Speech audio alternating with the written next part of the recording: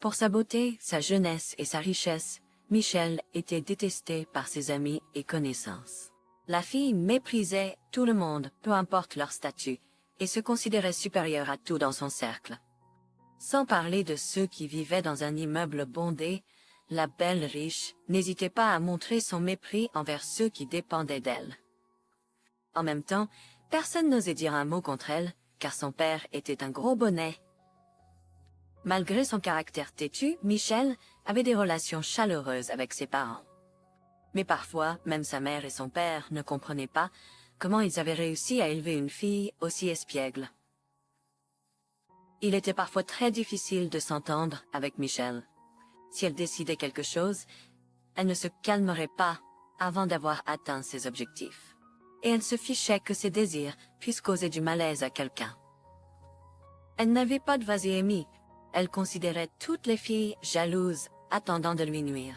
Mais, par miracle, elle avait réussi à maintenir une relation avec Anita, la fille de parents riches, qu'elle avait rencontrée à Londres lorsqu'elle étudiait à l'étranger.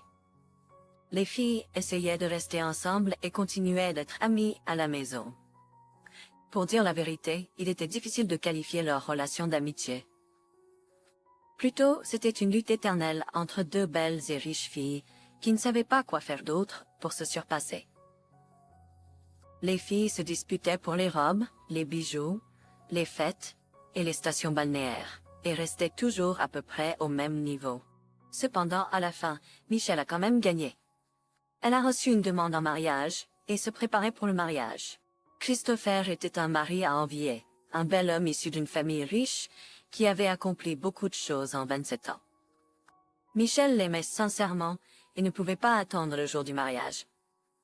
Anita, entourée elle aussi de nombreux admirateurs, n'avait pas encore trouvé un homme digne. Elle n'aurait pas non plus refusé d'épouser un homme comme Christopher, mais il avait été pris sous son nez par la rapide Michel.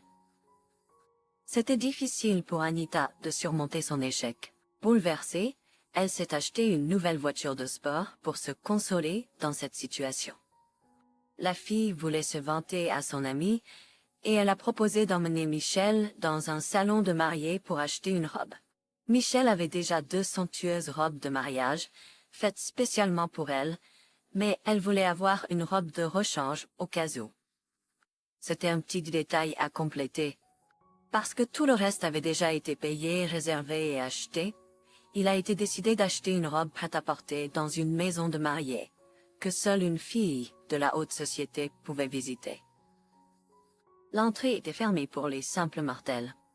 De bonne humeur, Michel et Anita se sont installés dans la nouvelle voiture brillante et sont allés au salon. Dès que Michel, une grande brune aux grands yeux gris et aux jambes interminables, est sortie de la cabine d'essayage dans une magnifique robe blanche, Anita n'a pas pu retenir ses larmes. Ses lèvres tremblaient, et sa main a attrapé le verre de champagne que la vendeuse lui a poliment offert. Maintenant, il est clair pourquoi les demoiselles d'honneur se voient offrir du champagne. Anita marmonna pour elle-même, pour que ce ne soit pas si amer de ne pas être celle qui se marie. La prochaine robe était encore meilleure. Anita a rapidement fini son verre et attrapé dessus.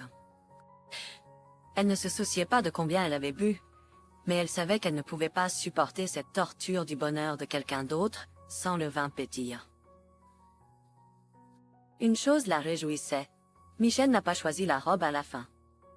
Anita a critiqué son choix et a dit qu'elle ne porterait pas une telle robe paysanne d'une collection de 5 ans. En sortant du salon, la mariée s'est plainte en pleurant du manque de magasins normaux dans la ville et n'a même pas remarqué que son amie était visiblement ivre. Anita savait qu'elle avait trop bu, mais elle a essayé de garder son calme et sans hésitation, elle s'est mise au volant. La voiture s'y a bougé. Michel continuait de bavarder sur le siège passager, obsédé par l'échec de sa robe. Anita essayait de gérer son ivresse, qui l'empêchait de conduire la voiture. Soudain, le volant est devenu incontrôlable, comme s'il était soudainement vivant, et refusait d'obéir. Un coup violent, le cri désespéré de Michel. La voiture est tombée du pont, et dans l'eau, emportant 2 amis avec elle. Anita ne se souvenait pas comment elle était sortie de la voiture, et s'était retrouvée sur la rive. Son corps tremblait légèrement et ses dents claquaient dans un rythme irrégulier. Elle a été immédiatement remarquée, on lui a offert de l'aide, et l'ambulance et la police ont été appelées. Gistet. Reprenant ses esprits, Anita avait peur d'être testée pour l'alcool et de découvrir qu'elle était ivre, au volant. Plusieurs heures plus tard, la voiture a été remontée, mais Michel n'était pas là. Ses parents ont été prévenus, et ils se sont précipités sur les lieux aussi vite qu'ils le pouvaient. La mère de la fille n'a pas cru Anita quand elle a dit que Michel conduisait. Après tout, Michel était indifférente aux voitures et préférait les utiliser pour prendre des photos plutôt que de conduire. Christopher a également tout abandonné et s'est précipité sur les lieux. La vue de la voiture depuis le fond a fait battre son cœur. « Michel, où es-tu » s'écria-t-il. Il a crié et en voyant la police, il a demandé « Ma fiancée, elle était dans la voiture. Que lui est-il arrivé ?» Tu poses. Pourquoi êtes-vous tous si calmes et lents? Les plongeurs la cherchent. Le policier a répondu sèchement. Au vu de la gravité de l'accident, de la profondeur à laquelle la voiture a coulé, la fille n'a pas survécu. Je suis désolé, mais pas besoin de se précipiter. Le policier a répondu sans pitié. Il était indifférent à la douleur du riche fiancé, et même de la malice pouvait être vue dans ses yeux. À proximité, le père de Michel serrait sa femme en pleurs dans ses bras. Il ne faut rien pleurer la femme. Calme-toi, chérie. T'as déjà pour été pétante. Toute la force de police et l'équipe de secours seront bientôt là, et ces gens indifférents seront écartés de leur poste. Mais la punition que ces gens pourraient subir n'importait pas pour la femme. Retrouver sa fille était la chose la plus importante. Les recherches ont continué pendant plusieurs jours, mais le corps n'a jamais été retrouvé. Les parents étaient inconsolables. Christopher était profondément affligé. Le policier croyait que la fille était morte. Seul le père s'accrochait à l'espoir que sa fille était en vie, refusant de mettre sa photo dans un cadre noir à la maison. Non, a-t-il dit. Michel ne pouvait pas simplement mourir comme ça. Alors où est-elle? Pleura la mère désemparée. Un genévrier poussant près de la rivière pourrait lui fournir la réponse. Il avait été témoin d'un homme sans abri sauter dans l'eau et récupérer le corps sans vie. L'homme a pratiqué la RCR et enfin la fille a commencé à tousser. « Elle est vivante !» s'exclama l'homme, et le buisson de genévrier agita joyeusement ses branches en réponse, bien que ce soit peut-être juste le vent. La fille a mis du temps à reprendre ses esprits, mais l'homme était patient. Il lui a mis sa veste pour la garder au chaud, et quand elle a pu se lever avec son aide, il l'a emmenée loin. Michel a trébuché et l'homme l'a guidé. Ils ont rencontré plusieurs personnes en chemin. Certains regardaient l'homme sans abri et sa compagne boueuse avec dégoût, tandis que d'autres riaient et faisaient un clin d'œil. Qu'était-il arrivé? Pourquoi étais-tu dans l'eau? L'homme a essayé de savoir de Michel, mais elle a juste secoué la tête et marmonné quelque chose d'incompréhensible. Ils ont marché longtemps? La fille commençait à manquer d'énergie. L'air sentait mauvais, et elle a vaguement réalisé qu'elle était dans une décharge. Ils ont continué en évitant les tas d'ordures puantes. Finalement, ils sont arrivés à un abri de fortune fait de tout ce qui était disponible. Du vieux porte en bois, de la toile de jute, des planches et des morceaux de polyéthylène. Il y avait un feu brûlant à proximité où des sardines étaient grillées. 3 figures voûtées étaient à proximité. Voici, dit l'homme, rencontré Sirène. Je l'ai attrapée dans la rivière aujourd'hui et je dois dire que c'est ma prise la plus chanceuse. Les figures se sont redressées et ont commencé à étudier attentivement leur invité. La fille les a également regardées, distraitement et craintivement. Elle ne pouvait pas dire si ce qui lui arrivait était réel ou un rêve. L'un des présentateurs était un vieil homme et les 2 autres étaient plus jeunes, mais ils étaient tous clairement des gens qui avaient été jetés sur le côté de la vie. « Alors comment s'appelle ta sirène » croassa le vieil homme. « Je ne sais pas, elle est silencieuse, répondit l'homme. Les 2 autres se sont approchés et ont commencé à examiner la fille. « Elle est jolie, grinça l'un d'eux de manière désagréable. « Elle sera notre mariée, n'est-ce pas, suggéra l'autre, et tous 2 rirent avec luxure. « Chut, toi la traînée, protesta le vieil homme. Tu vois pas que la fille est en difficulté? Que faisait-elle dans la rivière? Est-ce qu'elle est tombée? Ou voulait-elle se faire du mal? Nous ne savons pas. Mais ne sautons pas aux conclusions. Nous devons la réchauffer et la nourrir, dit-il, en se tournant vers le sauveur de Michel. Ici l'homme a dit en la conduisant vers le feu. Réchauffe-toi. Veux-tu manger? Michel secoua la tête se sentant nauséeuse. Veux-tu boire? Michel secoua à nouveau la tête. Soudain, la fille éclata en sanglots bruyants. Où suis-je? Qui êtes-vous? Ça pue ici? Laissez-moi sortir d'ici. N'inquiète pas, ne t'inquiète pas, l'homme essaya de la calmer. Tu es en sécurité avec nous. Tu vas te reposer ici et ensuite rentrer chez toi. Cependant, la fille frissonna soudainement, commença à vomir et s'évanouit. Les hommes ont décidé de l'emmener dans la cabane et de décider quoi faire avec elle. L'homme qui a sauvé Michel réalisa soudain qu'il n'aurait pas dû l'amener ici. Il aurait dû la laisser quelque part dans un endroit bondé pour que quelqu'un puisse la trouver et l'aider. Eh bien, demain est un autre jour et nous déciderons quoi faire ensuite. Le lendemain matin, Michel se réveilla faible, meurtri et avec un mal de tête lancinant. En voyant son sauveur tenant une tasse de quelque chose de chaud et fumant dans ses mains, elle se recula instinctivement de lui. « Chut, chut, je suis Kevin. Tu te souviens de moi? Hier, je t'ai sorti de la rivière. Comment te sens-tu? » Tarlet. Aussi, doucement que possible. Mal, murmura Michel, regardant autour de la cabane où elle avait passé la nuit. Un matelas gras, des assiettes sales, un tas de bouteilles en plastique, des chiffons et qui sait quoi d'autre. Je me sens malade. Michel gémit, rampant dehors. Elle toucha son visage et sa tête. Son visage était enflé et sa tête était bandée. Mais le pire, c'était que la fille ne pouvait pas se rappeler qui elle était, d'où elle venait, ou comment elle s'était retrouvée ici. Elle ne comprenait qu'une chose. Quelque chose lui était arrivé, et elle devait sortir d'ici de toute urgence.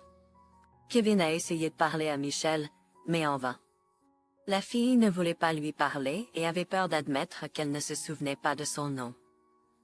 Périodiquement, le gars a dû se défendre contre deux gars d'hier qui voulaient clairement mieux connaître la fille.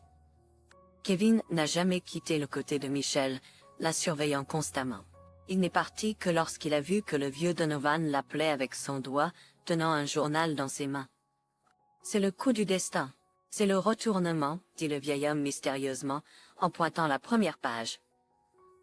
Sous le titre annonçant la disparition de la fille d'un millionnaire, se trouvait une photo de Michel. Qui était choqué. Bien joué, Donovan. Je vais l'emmener à la police, et je vais recevoir une récompense, dit-il joyeusement. Attends, attends, ne te précipite pas, l'ancien homme l'interrompit. Kralouno, je la connais. Michel, comme le fond de ma poche. Je ne l'ai pas reconnue hier parce qu'elle était toute dans l'ombre et couverte de saleté. Comment la connais-tu, Donovan? Kevin demande de surprise. Tu penses vraiment que j'ai traîné toute ma vie dans une benne à ordures? Non. Avant que mon fils ne me fasse donner mon appartement, puis me mette à la rue, je travaillais et gagnais bien ma vie. Je travaillais comme jardinier pour des maisons riches et j'avais une bonne réputation. Je m'occupais des plantes les plus capricieuses et malades, et je taillais les buissons avec tant d'habileté. Oh, si tu avais vu mon art! Mais ensuite, mon fils m'a mis à la porte, et la vie a dégringolé. Oh, Donovan, Kevin dit. Allons droit au but. Que sais-tu de la fille? Ah oui, Donovan se souvint. Je travaillais dans la maison, où cette fille vivait avec ses parents. Je n'ai jamais rencontré une fille pire. Pour raison. Elle avait un caractère querelleur, trouvant toujours à redire à tout et à tout le monde. Elle maltraitait tous les domestiques, leur ordonnant de refaire les choses 100 fois. Et j'en ai eu ma part aussi. Oh, je ne croyais pas en cette karma avant, mais maintenant je le vois de mes propres yeux. Tout est vrai. Tout le mal qu'elle a fait lui est revenu. Et nous devons lui donner une leçon pour tous ceux qu'elle a blessés. En écoutant l'histoire de Donovan, Kevin y était tout jeté. Oh, allez, qu'as-tu en tête? Demanda-t-il. Le vieil homme se ravit la tête. Rien de spécial. Laisse-la vivre ici avec nous sur la décharge, qu'elle fasse l'expérience de la vraie vie. Et puis, nous enverrons notre princesse à son palais. Apparemment, elle a perdu la mémoire en tombant dans la rivière, donc, jusqu'à ce qu'elle se souvienne, laissons-la goûter à notre vie difficile. Kevin a accepté sans hésitation. Il détestait tellement les enfants gâtés de riches. Il y a 2 ans, un héritier fortuné a percuté sa voiture, et dans cet accident, la femme enceinte de Kevin est décédée. Le jeune homme, dévasté par le chagrin, a donné tout son argent, a même vendu toutes ses propriétés, juste pour engager de bons avocats et mettre le fils gâté de riche derrière les barreaux. Cependant, avec plus d'argent et bonnes relations, et Kevin n'a pas pu prouver quoi que ce soit. Se sentant coupable envers sa femme et son fils décédé, il a noyé son chagrin dans l'alcool et a fini par se retrouver dans la décharge de la ville. Pendant ce temps, le riche continuait de conduire sa toute nouvelle voiture et se sentait comme le propriétaire de la ville. C'est pourquoi Kevin a rapidement accepté d'apprendre une leçon à la princesse. « Tu ne te souviens vraiment de rien ?» demanda-t-il à Michel. Rien, grogna-t-elle. « Tu ne te souviens même pas que je suis ton mari ?» Entendant ces mots, Michel leva la tête, et 2 amis de Kevin éclatèrent de rire. « Marie ?» La fille était surprise. « Oui, c'est vrai, je m'appelle Kevin et tu es Michel. »« Ma petite Michel, tu te souviens ?» En entendant son nom, la fille tressaillit. « Oui, tu as raison, je suis certainement Michel. Je sais tout, rit Kevin. Hier, tu ramassais des bouteilles de bière et des canettes sur la plage et tu buvais les restes. Pas étonnant que tu aies soudain perdu l'équilibre, trébuché et tombé dans l'eau. Tch, j'ai à peine réussi à te sortir. Je ramassais des bouteilles. » Michel n'en croyait pas ses oreilles. « Oui, et tu appelles ça une chasse-ivre ? Il y a toujours quelque chose de bon au fond pour toi.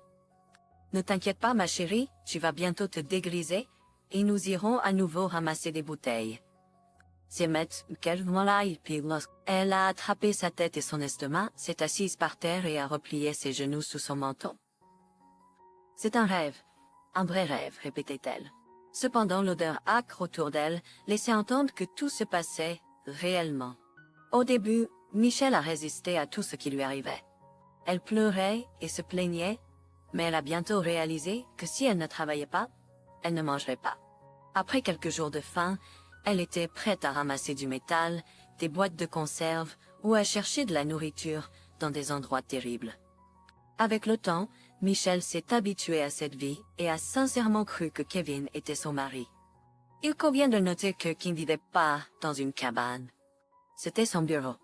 Avec l'argent restant de la vente de son appartement, il a acheté une maison en ruine et la réparait constamment. La maison était dans un tel état qu'il aurait été plus facile d'en construire une nouvelle. Mais Michel était heureuse après y avoir vécu un certain temps. Vivant dans la cabane, elle essayait de mettre de l'ordre dans la maison, mais tout lui échappait des mains. La fille était inexpérimentée en tant que femme au foyer, car dans sa vie précédente, elle n'avait jamais tenu un balai, un chiffon ou même un pinceau. Après avoir commencé à vivre avec Michel, Kevin a complètement arrêté de boire et a même commencé à penser à reprendre son travail normal. Un automne humain de la vie.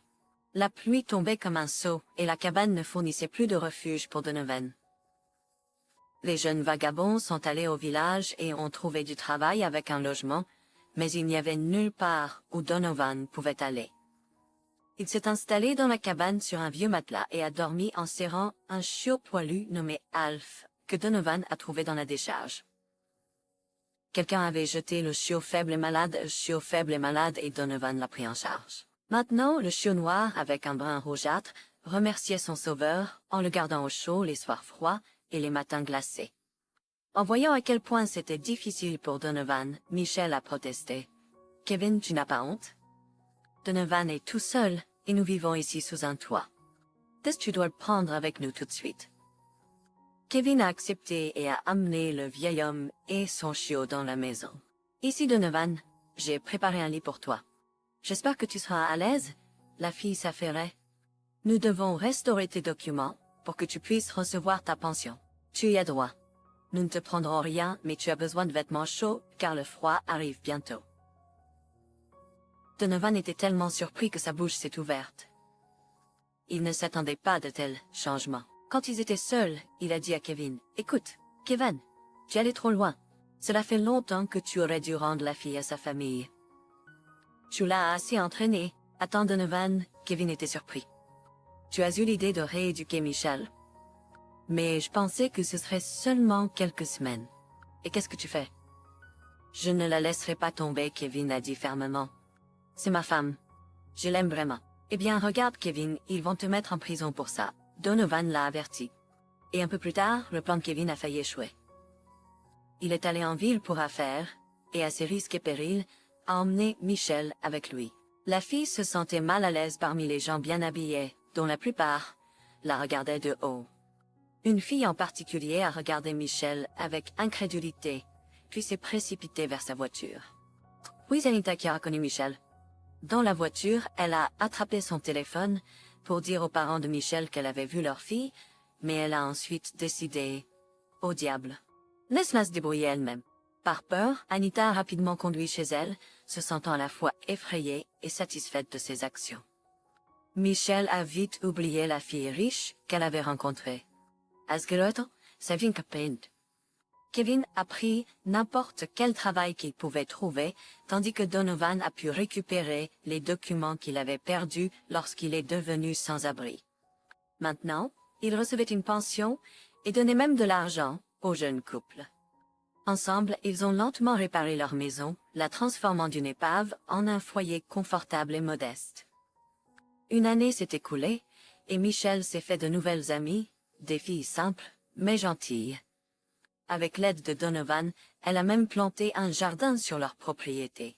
Le chien mature et grand, Alf, se promenait fièrement dans la maison, prenant le rôle de protecteur pour ses propriétaires.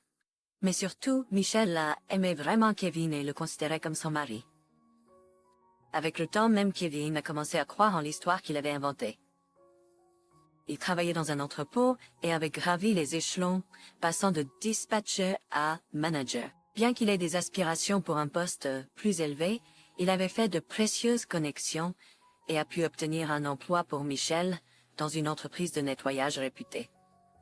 Bien qu'elle soit déjà qualifiée, elle a suivi une formation supplémentaire dans l'entreprise et a prouvé qu'elle était la meilleure, gagnant la confiance de leurs clients les plus prestigieux. Parfois, Michelle travaillait seule, mais d'autres fois, son partenaire l'aidait. Le salaire était bon, mais ils étaient pressés que Michelle obtienne ses documents. Elle voulait aller à la police, mais Kevin trouvait toujours des excuses pour la dissuader. Pour l'instant, il la laissait travailler sans les bons documents, et elle profitait de l'occasion. Un jour, Michelle a été assignée pour nettoyer une maison pour une célébration. Dès qu'elle a vu la maison, elle a ressenti un étrange sentiment de familiarité, presque comme un déjà-vu. Elle a soigneusement essuyé les surfaces et les a polies, mais elle n'arrivait pas à se débarrasser du sentiment qu'il y avait quelque chose qui clochait. Son partenaire s'est impatienté de sa lenteur et l'a constamment poussée à travailler plus vite. Finalement, Michelle est descendue dans le hall pour continuer à nettoyer et a soudainement réalisé quelque chose. Sa photo était exposée dans un cadre noir sur la cheminée. Cependant, elle avait l'air complètement différente sur la photo. Même son regard était différent. Ses yeux se sont assombris, et elle a vu des flashs de lumière. « Oui, c'est moi !» s'exclama-t-elle, incapable de contenir son choc. Son partenaire s'est précipité à ses côtés, et la mère de Michelle est descendue après avoir entendu son cri. « Qu'est-ce qui se passe ?» demanda-t-elle avec confusion. Elle a demandé avec irritation, puis elle s'est figée. « Michelle, c'est un rêve. Je n'y crois pas. » La femme a agité ses mains, mais bientôt, elle s'est rendue compte que ce n'était pas un rêve. Elle a immédiatement appelé son mari, et il est également venu. Courant dans la pièce, il s'est arrêté et est resté figé sur place. Puis il a couru vers sa fille, et l'a serré dans ta tête. « Fille, Michelle, combien de temps nous t'avons cherché, ma chérie? » Nous avons payé tout le monde pour creuser toute la ville, mais nous ne pouvions pas te trouver. Comme ses parents, Michelle ne pouvait pas se ressaisir. Ses souvenirs étaient fragmentaires, mais elle se souvenait de qui elle était et reconnaissait ses parents. Elle a également réalisé que son mari, qu'elle aimait beaucoup, la trompait. Elle ne voulait plus lui parler, et le gars a tout compris. Le plus important est de ne pas commencer à boire, Donovan l'a rassuré. Kevin a répondu, « Je ne tomberai pas dans cet abîme pour la deuxième fois. Le plus important est de ne pas finir en prison maintenant. Il est trop tard pour se repentir, vieux. Maintenant, s'inquiéter de rester en vie. Ouais, ce sont des gens sérieux. Ils vont se venger de leur fille. La perspective effrayait Kevin, mais il a compris qu'il était lui-même responsable. Pendant ce temps, Christopher est venu à l'hôpital pour voir Michelle, qui était en train de subir un examen de routine après 2 ans de disparition. Il a longuement serré la fille dans ses bras et lui a dit de nombreuses paroles chaleureuses. Cependant, il a ensuite annoncé que malheureusement, il allait se marier dans quelques jours. Mais Michelle n'était pas contrariée. Au contraire, elle était heureuse, Potts. Quant à Anita, elle avait peur de venir, et Michelle savait pourquoi. Elle se souvenait l'avoir vue près de la voiture à l'époque, et elle a réalisé qu'elle ne lui pardonnerait jamais cette lâcheté. Michelle ne voulait pas parler à Kevin au début, mais elle a ensuite réalisé qu'il lui manquait. Elle a expliqué à son père que Kevin n'était pas un kidnappeur, qu'il l'avait sauvé, et qu'elle le considérait comme son mari. La fille était sincèrement reconnaissante envers le d'expérience qui l'avait transformée en une personne complètement différente. Maintenant, elle aura une vie complètement différente.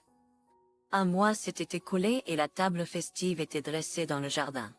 Alf s'agitait avec un large sourire, essayant de faire goûter à tout le monde quelque chose de délicieux. Donovan était distrait du festin et étudiait une plante dans le parterre de fleurs. Il avait été embauché comme jardinier et avait reçu une maison sur la propriété, attendant avec impatience le début de ses fonctions. Michelle murmurait quelque chose de doux à l'oreille de Kevin, et il souriait. La fille avait invité ses nouveaux amis qui admiraient sa riche demeure. Ils passaient un bon moment à table. Michelle savait comment s'amuser de manière simple et sincère, sans vulgarité ni mauvais goût. Ils célébraient leur vrai mariage avec Kevin. Bien que les parents aient voulu organiser une grande célébration, Michelle a dit qu'elle n'avait pas besoin de tout ce tapage. Soudain, elle s'est sentie mal à table et a couru aux toilettes. Un de ses amis, inquiet pour son état, l'a suivi et a découvert que Michelle avait des nausées. L'ami a suggéré un test de grossesse en disant « Tiens, prends-le. Nous planifions un bébé, donc j'ai ces tests qui traînent dans la maison, même dans les sacs. » Michelle a pris le test avec doute, mais quand elle a vu 2 traits 5 minutes plus tard, sa surprise et son bonheur n'avaient pas de limite. Elle est sortie dans le jardin et a remis le test à Kevin. La fille savait que sa femme enceinte était décédée il y a de nombreuses années. Donc elle n'a pas été surprise de voir des larmes dans les yeux de son mari. Il l'a serrée fort dans ses bras et tous les invités ont applaudi.